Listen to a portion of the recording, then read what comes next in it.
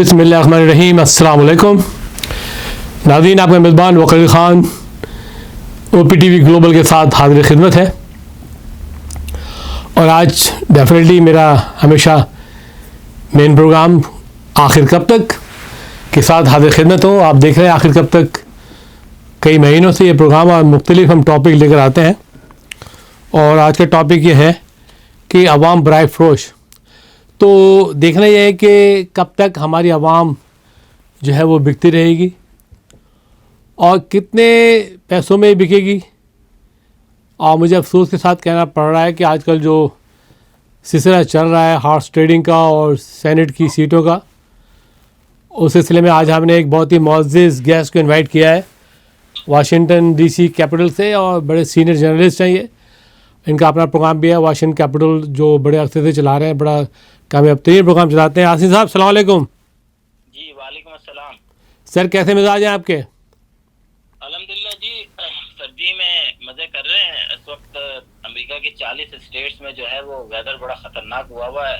बस कहीं स्नो है, कहीं स्लीट है, कहीं ठंडक है। अच्छा बच गया तो कोरोना है। या आसिफ सिद्दीकी साहब, आप माशाल्लाह बड़ी गहरी नज़र रखते हैं सियासत पे और आप अच्छे प्रोग्राम करते हैं और बड़े बर्निंग पॉइंट्स और हॉट टॉपिक लेकर आते हैं अपने प्रोग्राम के अंदर। बड़ी खुशी की बात है। और आज का मेरा टॉपिक ये है कि अवाम बराए फ़रोख्त। ये प्रोग्राम मेरा आखिर कब तक है, उसमें हो ये रहा है कि आप देखें पाकिस्तान के अंदर हमारी जो भोली भाली अवाम है, या बेवकूफ़ अवाम को कह लें, हम कह नहीं सकते कि वो बेवकूफ़ है, सीधे साधे लोग हैं। और उनसे जिस तरीके से ये कैंडिडेट वोट लेने आते हैं, सर सब बाग दिखाते हैं, उनको मुस्तकबिल दिखाते हैं कि हम ये करेंगे, क्लिनिक बनाएंगे, सड़कें बनाएंगे, सफाई होगी और आप जन्नत नज़ीर जगह हो जाएगी, आप हमें वोट दें, हमें कामयाब करें। और जब उनको वोट मिल जाते हैं, कामयाब हो जाते हैं, तो वो जनाब ईवानों में चले जाते हैं और जनाब शेरवानी पहन के और स्कार्फ लगा के वहाँ पे आते हैं और अवाम का सौदा करते हैं। अवाम की आज तक मैं तो समझता हूँ कि जितने भी ये लोग कैंडिडेट कामयाब हुए हैं, उन्होंने अवाम को कोई चीज़ डिलीवर नहीं किए। तो अब जो आप देख रहे हैं आजकल हॉर्स ट्रेडिंग और ये बातें चल रही हैं, 77 करोड़ की एक सीट जो है वो एक बंदा जो है जो बेचता है अपनी सीट और फिर वो वोट देता है। तो इस सिलसिले में आप क्या कहना चाहेंगे? जी चलें, शुक्र करें इस दफा फाटा की सीटें नहीं है, क्योंकि फाटा की सीटों पे सबसे ज्यादा दाम लगते थे। जहां पर 45 सीटों पर एक सेनेटर बनता था पंजाब में, वहां फाटा में चार सीटों पर एक सेनेटर बन जाता था, तो उनको खरीदना आसान होता था। तो इस दफा वो बात तो नहीं है, लेकिन फिर भी पाकिस्तान की तारीख रही है कि जब भी सेनेटर बने और जबरदस्त किस्म के दाव पेच उस पर कसे जाते हैं और बोली लगाई जाती है। इस दफा भी देखें आपके इस्लामाबाद से खड़ा कर रहे हैं हमारे साबिक प्राइम मिनिस्टर गिलानी साहब को। तो अब क्या कहें, पाकिस्तान की आवाम को भी बुरा नहीं कह सकते, वो भी हम में से हैं। लेकिन जो लोग असल में हुकूमत कर रहे हैं, वो लोग वैसे ही रखना चाहते हैं कि जनाब आपको मीडिया के जरिए बेवकूफ़ बनाया जाए, ये बताया जाए कि जो पहले पेट्रोल महंगा करता था वो वजीर आजम चोर होता था। अभी का जो वजीर आजम है वो अगर पेट्रोल महंगा कर रहा है तो ये सोच लें कि वो 16 नहीं, वो 20-40 रुपए कर सकता था महंगा, लेकिन 16 किया। तो समझाने के बहुत तरीके हैं, लेकिन 2.5 साल में कोई ऐसी हमने तरक्की नहीं देखी किसी भी एक खाने में, जहां पर अभी तक ये पिछले बनाए हुए ऑर्डर्स को, पुलों को वो उसका फीता काट रहे हैं। 2017 में कराची के लिए 50 फायर स्टेशंस का ऑर्डर दिया गया था, जो कि जनवरी के शुरू में यहाँ पहुंची। और अभी आपने देखा कि फरवरी में जो है वो इमरान खान का नाम लगा के फ्लायर लग के पूरे कराची में लहराया गया। कराची वालों को बताया गया कि बहुत एहसान है आपको, जो शहर पूरे मुल्क की 60-70% रेवेन्यू देता है, उसको 50 फायर स्टेशन दे दिए गए। इसी तरह सिंध ले लें, पंजाब ले लें, पंजाब के किसी एक या दो सूबों में काम हो रहा है, सेनेटर की आजकल आप ये छोड़ दें कि जी कोरोना है कि नहीं है, वैक्सीन आ रही है कि नहीं आ रही है, पूरा कौम के सियासतदान सेनेटर्स में लगे हुए हैं। हर शख्स एक दूसरे से यही पूछ रहा है कौन जीत रहा है, कितने का दाम है। और आपने देखा कि अभी जो वोट जो नोटो 2018 में वीडियो बनाई गई थी, उसमें पीटीआई के लोग नोट खरीद रहे थे, पीटीआई के लोग नोट गिन रहे थे, पीटीआई के लोग ने खबरें वीडियो भी बनाई है।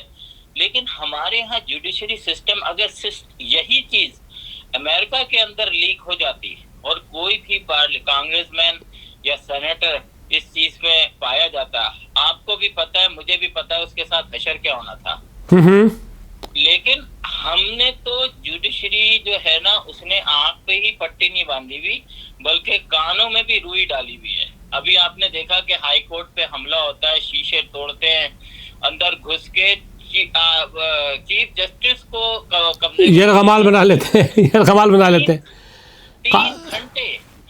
3 घंटे। और आप देखें कि वही इस्लामाबाद पे टीचर्स असातिज़ा जो हैं वो आके अपनी तनख्वाह बढ़ाने की डिमांड करते हैं, गवर्नमेंट के लोग, उनको टेयर गैस, इस्लामाबाद की बदतरीन टेयर गैसिंग की जाती है उनके ऊपर, और इतनी की जाती है कि वहाँ कानून नाफिज करने वाला एक बंदा ही भी मर जाता है।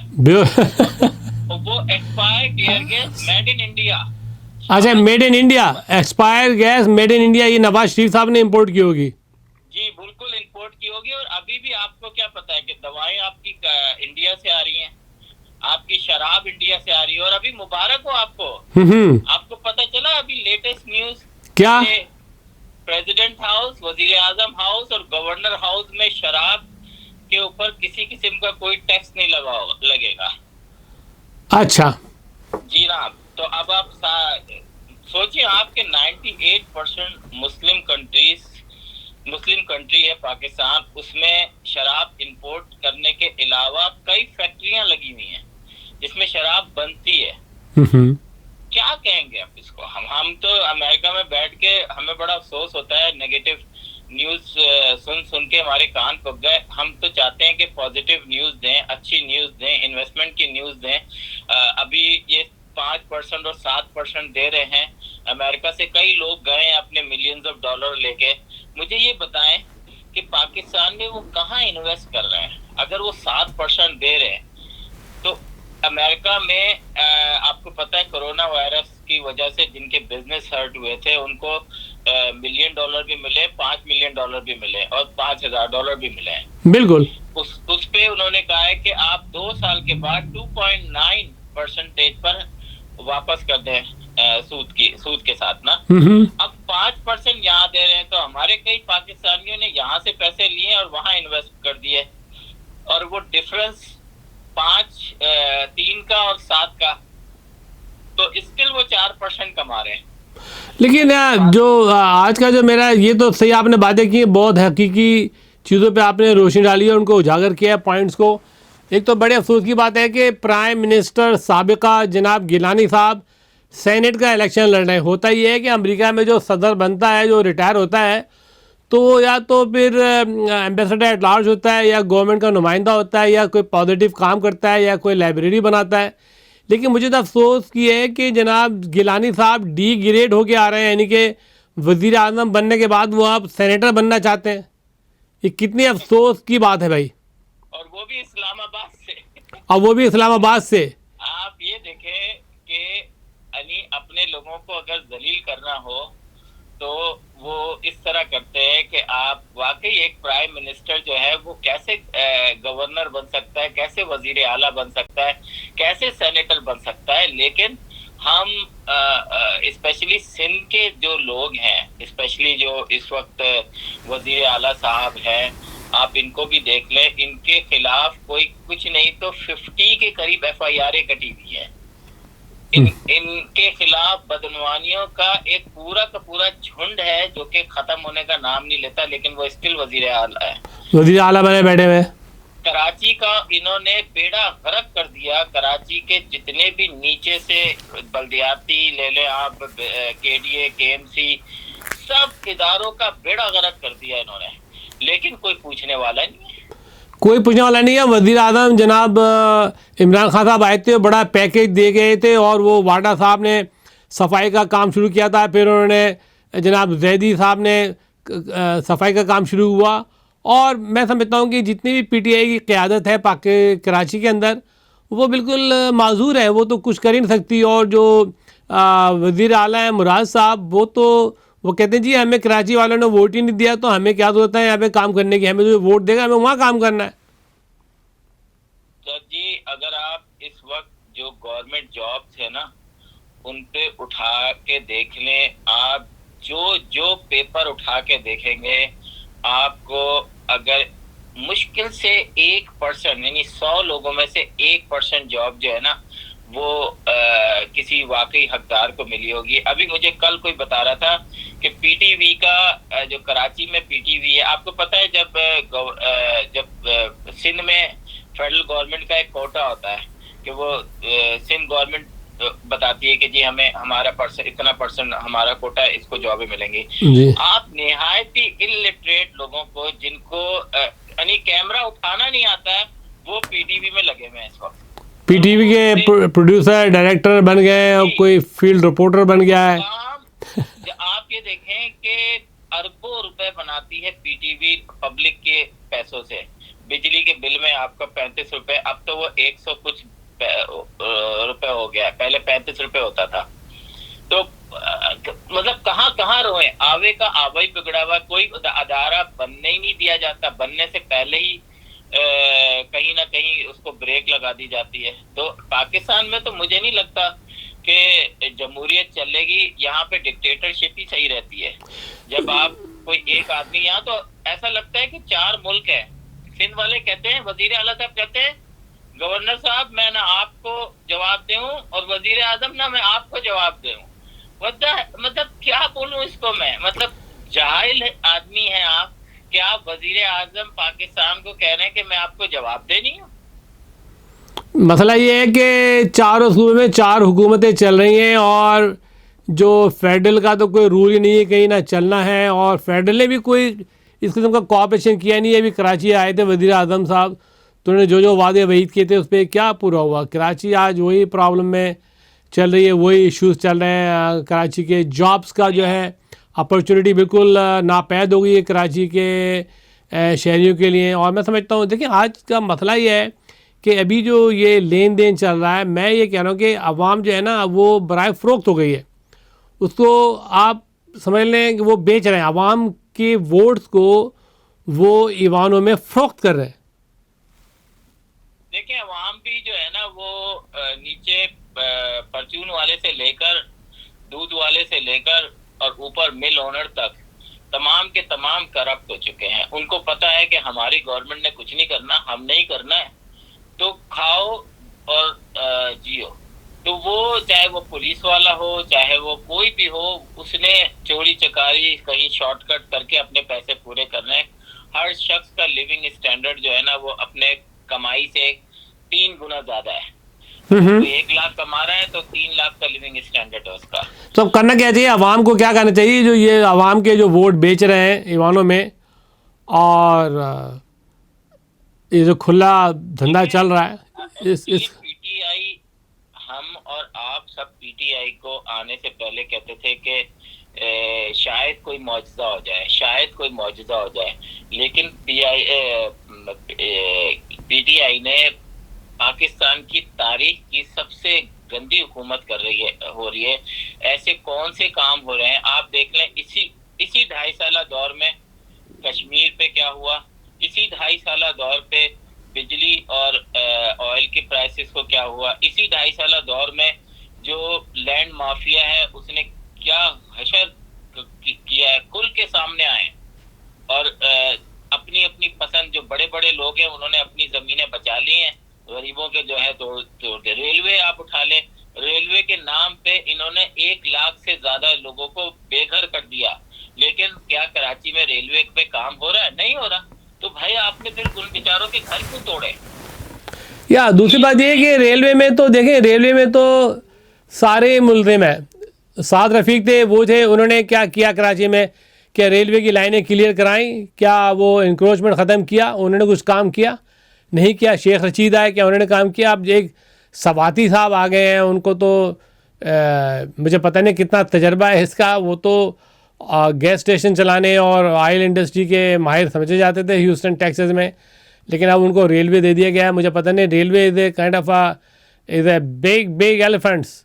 और आप देखें अगर कराची में उनको साफ करना, वहाँ से हटाना इज़ लाइक जुए शीर लाना है, यू नो। 1435 जो इस वक्त सिंध के अंदर नाजायज बस्तियां हैं, जिसमें से 564 बस्तियां सिर्फ कराची के अंदर हैं, और उनको लाके बाकायदा बसाया गया है। और वो एक माफिया है जो बैठा हुआ है उनके ऊपर, और उनको पूरी की पूरी सपोर्ट है सिंध गवर्नमेंट की। अभी जो मेरे पास नंबर्स आए हैं, सिंध गवर्नमेंट ने जिस तरीके से मुझे एक घर दिखाया गया, अब आप सोचें कि 135 गज का घर उसको 5 मंजिला खड़ा कर दिया है। अच्छा। अब उसके आसपास सारे घर नीचे, उसने परमिट भी लिया, उसके पास कोर्ट ऑर्डर भी है, और वो कह रहा मैंने तो इजाजत से बनाया है, अब आप कर लें, कुछ कर लें। एयरपोर्ट के आसपास जो मॉडल कॉलोनी की जमीनें थी, वो पीआईए के लोगों ने बाकायदा एक दूसरे को जाली तरीके से बेच दिए, और इसका इंकशाफ अभी जो मॉडल कॉलोनी में जहाज गिरा था उसके बाद पता चला कि ये तो आबादी नहीं है नक्शे में, तो एयरपोर्ट का इलाका है, यहाँ तो आबादी होनी नहीं चाहिए, ये आबादी कहाँ से आई? उन्होंने कहा नहीं नहीं जनाब, अभी रोक दें, अभी तो ये यहाँ पे दूसरे सूबे के लोग भी हैं। तो मतलब पाकिस्तान एक्चुअली पाकिस्तान है ही नहीं, वो 4 सूबे हैं, 4 मुल्क हैं, और नफरतें आपस में हम एक दूसरे से ऐसी करते हैं कि क्या काफिर और मुसलमान करता होगा। तो अलमिया यही है कि बस हम और आप की दुआएं हैं, अब दुआएं कर सकते हैं यहाँ से बैठ के, और कुछ नहीं कर तो सकते। आवाम को कैसे एजुकेट किया जाए? हमारा मीडिया क्या कर रहा है? हमारा मीडिया तो पाकिस्तान का खामोश बैठा हुआ है। आवाम के लिए इन्होंने रखी है ना रेंजर्स, जब आवाम निकलती है रेंजर्स को 2 अरब रुपए का पैकेज करते हैं और कहते हैं मारो। अभी शेख रशीद ने इस्लामाबाद में क्या कहा, कहने लगे कि जनाब हमें तो टीयर गैस थोड़ी बहुत चलानी थी, हम तो टेस्ट कर रहे थे पब्लिक पे। इस शख्स को शर्म नहीं आई कि ये असातिज़ाओं पर टीयर गैस मार के अपनी बहू, बेटियों, माओ को के ऊपर टीयर गैस मार रहा था, और कह रहा मैं टेस्ट कर रहा हूँ। यार ये वज़ीर आज़म इमरान खान साहब कैसे सुन लेते हैं ऐसी बातें जो ये स्टेटमेंट देता है शेख रशीद साहब? इसी बात पे तो गुस्सा आता है, ये कैसा वजीर आजम है कि चुगत लोगों को, चुगत, मैं एक लफ्ज इस्तेमाल कर रहा हूँ, ये मैं नहीं कर रहा, ये आफ्ताब इकबाल साहब ने अभी टीवी पे किया था। 12 करोड़ के ऊपर आपने गुलजार साहब को बिठाया हुआ है, जिसको ABCD नहीं आती ऊपर। आपका डिफेंस मिनिस्टर जाके वो बन गया है शेख रशीद, उनको ABCD नहीं आती। अगर कोई बाहर के ममालिक का बंदा आके उनसे कोई सवाल करना चाहे तो वो ट्रांसलेटर लाना पड़ेगा आपको। इतनी जबरदस्त जॉबें जो interior ministry the most important position, और ये कहना कि मैं टेस्ट कर रहा था टीयर गैस के ये चलती है कि नहीं चलती है अपनी आवाम पे, अफसोसनाक बात है। इंटीरियर मिनिस्टर थे वो। तो आपको सोचें, जिस मुल्क का इंटीरियर मिनिस्टर शेख रशीद है, उस मुल्क का हाल तो अभी मेरा ख्याल है बहुत अच्छा है, ये तो और तबाह होना चाहिए। अभी एक और मैं खबर देख रहा था, ये बड़े एक चैनल पे खबर थी, और देखिए अपोजिशन को भी हमें लाना पड़ेगा बीच में।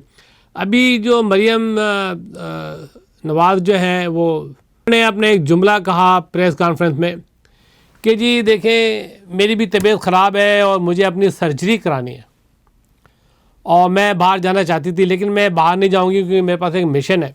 अफसोसनाक बात यह है कि मरियम नवाज़ जो हैं वो अपने बाप को क्यों मोरिद इल्ज़ाम नहीं ठहराती कि वो 2 टर्म्स जो है वो प्राइम मिनिस्टर ऑफ पाकिस्तान रहे, और उन्हें ऐसा कोई काबिल ज़िक्र और काबिल तारीफ़ हॉस्पिटल की तामीर नहीं की जिसमें आज वो ख़ुद अपना इलाज कर सकती थी।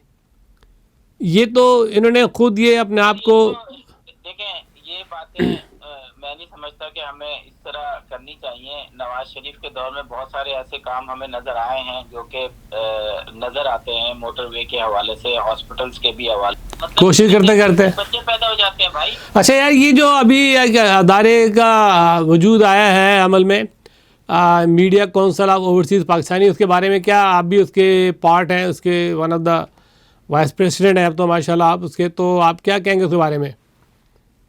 जाते थे ये भी अपना एक स्टेटमेंट दे जाए। देखें, ओवरसीज पाकिस्तानी जो जर्नलिस्ट हैं या ओनर्स हैं, उनको वो बहुत इम्पोर्टेंट हैसियत रखते हैं। उसकी वजह यह है कि जो पाकिस्तान के अंदर जर्नलिस्ट हैं, वो उनके जो लोग हैं, आपको पता है कि वो लोग पैसे वगैरह नहीं देते हैं, वो बेचारे बड़ी मुश्किल में, उनकी कोई न्यूज़ ऐसी नहीं होती, वो कोई ऐसी ब्रेकिंग न्यूज़ नहीं दे सकते जो उनके इदारे को हर्ट करे। लेकिन ओवरसीज पाकिस्तानी जो हैं, जो कि अपने अपने इदारे चला रहे हैं, अपने अपने चैनल ओन करते हैं जी, चैनल चला रहा है, तो आपने देखा भी हाल ही में एक पाकिस्तान का एक जबरदस्त किस्म का बहुत अच्छा काम है कि जी आप आसानी से अकाउंट खोल सकते हैं, आपने अकाउंट खोलना है, लेकिन आपने पाकिस्तान के अंदर चला रहे हैं वो इश्तिहार कि जी ओवरसीज पाकिस्तानी अपना अकाउंट खोलें अकाउंट खोलें। और तो बड़ा जोक है, इससे बड़ा जोक तो मतलब आप बताएं, पूरे अमेरिका के अंदर मैं समझता हूँ 8 बड़े या 4 बड़े टीवी चैनल समझ लें और 8 अखबार होंगे। ये 12 आउटलेट आप लोगों को नहीं लेने थे। आपको पता है पाकिस्तान के अंदर जो ऐड दिया जाता है टीवी पे, वो 16 लाख रुपए का दिया जाता है एक दफा का ऐड, यानी एक दफा चलने का, एक प्रोग्राम के स्पॉन्सर का, एक दिन का। अगर आप वो पैसे ओवरसीज पाकिस्तानी जर्नलिस्टों को देते हैं, अमेरिका में देते हैं, अमेरिका में जो चैनल चला रहे हैं या कनाडा में या मिडिल ईस्ट में और अखबार चला रहे हैं, उनको अगर आप ये इशारा देते तो आपका रेवेन्यू डबल हो जाता। लेकिन आपको पता है क्यों नहीं दिएगा? हाँ, क्योंकि मैं और आप उनको किकबैक्स नहीं देते। हाँ, वहाँ पे कमीशन दिया था ना 30 to 40%, 30% कमीशन मैं और आप वापस दिया जाता है मिनिस्ट्री ऑफ इंफॉर्मेशन को। जी बिल्कुल। और हर सूरत में उनको किकबैक्स चाहिए। वो इश्तिहार देते हैं, 50 करोड़ का इश्तिहार दिया, 10 करोड़ बैकडोर से उनके किसी भी अकाउंट में ट्रांसफर हो गए दुनिया के। ये होता है और इनको भी पता होता है। हाँ, ये होता रहा है। मैं मुझे इसके बारे में बिल्कुल पता है और मुझे ये भी पता है किन किन लोगों ने पैसे लिए और क्या क्या एंजॉयमेंट किया है। And I remember that. Asim, thank you very much for your input. Okay, तो थैंक यू सो मच आपका। हम बहुत अच्छा कर रहे हो। मैं चाहूँगा कि इसमें हमारे वो तमाम ओनर्स हजरात, चाहे वो अखबार चलाते हों, चाहे वो टीवी चलाते हों, चाहे वो सोशल मीडिया पर एक्टिव हों, उनको एक होना चाहिए, एक आवाज़ बनकर पाकिस्तान की पॉजिटिव न्यूज़ को नेगेटिव न्यूज़ से ज़्यादा ऊपर लाके बात करनी चाहिए। लेकिन हम बड़े मजबूर होते हैं कि हम जो है वो पॉजिटिव न्यूज़ ढूंढते रह जाते हैं, लेकिन आजकल जो है वो मिल नहीं रही होती। लेकिन मैं चाहूँगा उन लोगों से कि जिनके पास पाकिस्तान की पॉजिटिव न्यूज़ आए वो हमारे ग्रुप में ज़रूर शेयर करें। बिल्कुल करें, बड़ी खुशी होगी उनको चलाने के लिए। जी, thank you very much mister Asim, God bless. नाज़रीन, तो ये थे जनाब आसिम सिद्दीकी, वाशिंगटन डीसी से, कैपिटल चैनल चलाते हैं वाशिंगटन डीसी से, और काफ़ी अर्से से पहले ये आज टीवी में थे और इनका अपना ज़ाती चैनल है और बहुत अच्छा काम करते हैं ये और बड़े बेबाक सहाफ़ी हैं। और आपने इनकी बातचीत सुनी कि आवाम को किस तरह से फ़रोख्त किया जा रहा है और बड़ी बड़ी नोट की गड्डियाँ ली जा रही हैं। आप देख रहे हैं वीडियो ऑल ओवर चल रही है वो। और आज का यही मेरा टॉपिक था, यही मौजू था कि खुदा के लिए आवाम को ना बेचें। आवाम सीधी सादी भोली भाली है, आप पे ट्रस्ट करती है, आप पे यकीन रखती है कि आपने जो वादे किए वो पूरे करेंगे, ठीक है। और बड़ा फ्रॉड चल रहा है, ओवरसीज़ पाकिस्तानियों के साथ बड़ा फ्रॉड हो रहा है। ओवरसीज़ कॉलोनी के प्लाट जो है वो ऑक्शन होते हैं और ओवरसीज़ पाकिस्तानियों को पता भी नहीं चलता है। और बहुत से OPF है, ओवरसीज़ पाकिस्तानी फाउंडेशन, उसमें मुख्तलिफ़ कंट्री से डायरेक्टर्स अपॉइंट किए जाते हैं, ओवरसीज़ पाकिस्तानियों को पता ही नहीं है। तो ये सब चीज़ें जनाब वज़ीर आज़म पाकिस्तान को मालूम होना चाहिए। और जो PTI के हज़रात हैं यहाँ पे अमेरिका में मौजूद हैं और जहाँ भी हैं, वो इस किस्म की इन्फॉर्मेशन डायरेक्ट पहुँचाएँ वज़ीर आज़म साहब को। तो नाज़रीन, ये थी आज की बातचीत। इसके साथ ही आपका मेज़बान वक़ार अली ख़ान आपसे जा जाएगा इन जुमलों के साथ।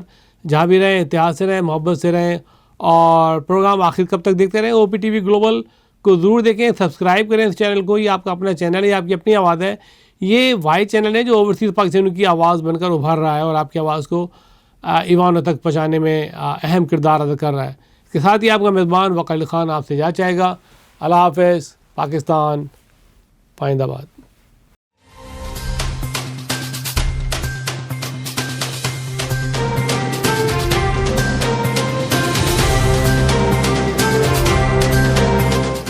OPTV की फखरिया पेशकश दुनिया भर में आबाद पाकिस्तानियों की तरक्की और कामरानी पर मबनी प्रोग्राम। पाकिस्तान को तरक्की की राह पर गामजन करने के लिए दुनिया भर में पाकिस्तानी मुतहर्रिक और तैयार। दुनिया भर के मुल्कों में पाकिस्तानी का उनकी तरक्की में हिस्सा देखिए। बैनुल अक़वामी मंजर में पाकिस्तानियों का समाजी, सियासी, तिजारती और मजहबी उमूर में भरपूर किरदार।